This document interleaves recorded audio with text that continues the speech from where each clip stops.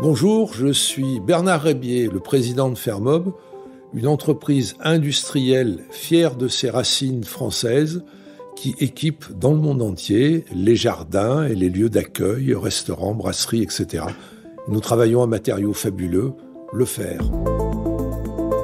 Les grands témoins des entretiens de Valpré. Réalisé par Toutac, la voix de la transformation.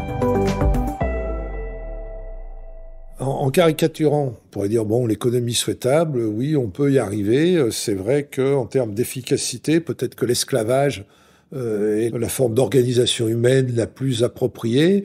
Je n'en suis pas certain. J'ai quand même quelques éléments historiques qui me prouvent que, en général, ça se termine plutôt mal.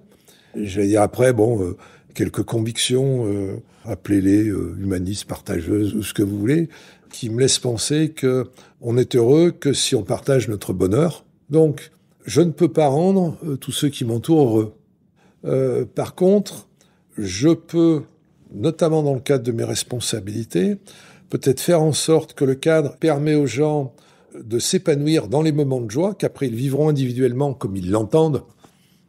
Il y a un mot que j'aime beaucoup. D'ailleurs, si vous venez me rendre visite dans mon entreprise, dans le hall d'entrée, il y a un certain nombre de phrases, mais au milieu, le premier mot qu'on voit, il y a un grand mot, c'est écrit « merci » en grand.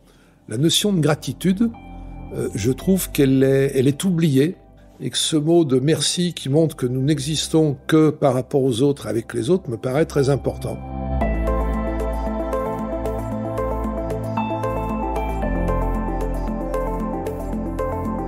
Il se trouve que cette notion de joie de vivre est l'une des valeurs de l'entreprise que j'ai formalisée il y a plus de 30 ans. Donc je parle d'expérience.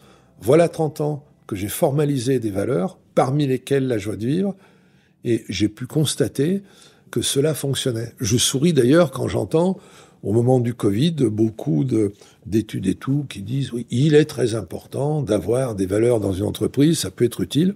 Je pense qu'une des raisons qui font que nous avons plutôt réussi, surperformé, comme on dit, y compris pendant les périodes de crise, et notamment parce que lorsque vous avez des objectifs quantitatifs, factuels, financiers, les circonstances peuvent faire que vous échouez par rapport à ces objectifs.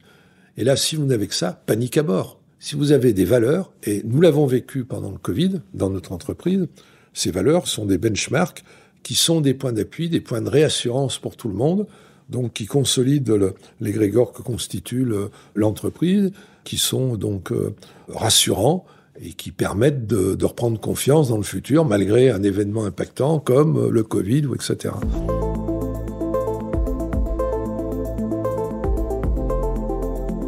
Ce podcast vous est proposé par les Entretiens de Valpré, en partenariat avec Kea Partners et Thomas More Partners, et réalisé par Toutac.